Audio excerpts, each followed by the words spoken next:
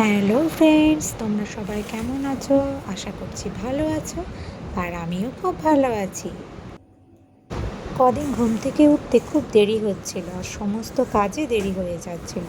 তাই আজকে সবার ওঠার আগে আমি উঠে পড়েছিলাম সকালের কিছু কাজকর্ম সেরে নেওয়ার জন্য।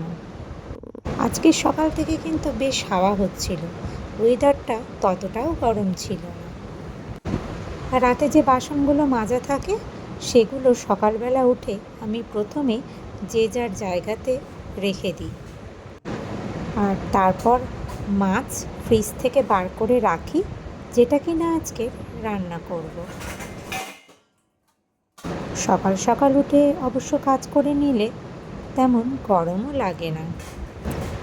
মা এসছে অনেক দিন পর আমাদের বাড়িতে, ছেলেকে নিয়ে শুয়ে আছে, সেই জন্য আমি কাজগুলো করে নিতে পারছি। আজকে গাজর, বিট আর আমলকি দিয়ে জুস বানিয়ে খেলাম। এতদিন তো শুধু বিটের জুস খেতাম, তবে বিশ্বাস করো তেমন একটা ভালো লাগতো না। এই তিনটে জিনিস একসাথে মিশিয়ে যে জুসটা করলাম বেশ ভালোই খেতে লাগলো। আমলকির যে টক ভাবটা, গাজরের একটা সুন্দর স্মেল, এদিকে বিটের মিষ্টি, তিনটে মিলিয়ে জুসটা অসাধারণ লাগছিল। আর এই যে দেখছো গাছে জল দিচ্ছে, এটা কিন্তু আমার চাল দেওয়া জল। এটা আমার রেগুলারের কাজ। আজকের এই গাছে দিই তো কালকের অন্য গাছে দিই। চাল আর ডাল দেওয়া জল, এটাই তো আমার গাছের খাবার।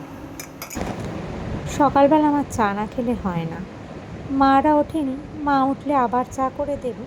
আমি এখন চাটা একটু ঢাকা দিয়ে রেখে ছেলেকে দেখতে গেছিলাম যে কত বেজে গেল। সকাল 9টা বাজে, তবুও তার ওঠার নাম নেই। তাই একটু নাড়িয়ে চাড়িয়ে দিয়ে এলাম যে বাবু এবার ওঠো, সকাল হয়ে গেছে তো।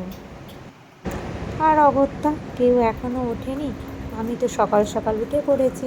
তাই আমি আমার চাটা নিয়ে সোফাতে নিজের সাথে কিছু কোয়ালিটি টাইম স্পেন্ড করে নিচ্ছিলাম। আর ছেলের জন্য সকালে ভাত আর ওর আলু সিদ্ধ, গাজর সিদ্ধ, ডিম সিদ্ধ বসিয়ে নিয়েছিলাম ওর ব্রেকফাস্টের জন্য, কারণ ও ওটা খেয়েই স্কুলে যায়। আর অনেক দিন ধরে একটা ট্রেনিং রেসিপি দেখছিলাম, লাউ পাতা দিয়ে মুসুর ডালের বড়া। সেটা যখন করছিলাম আমার বর বলল আজকে তুমি বসো, আমি করব।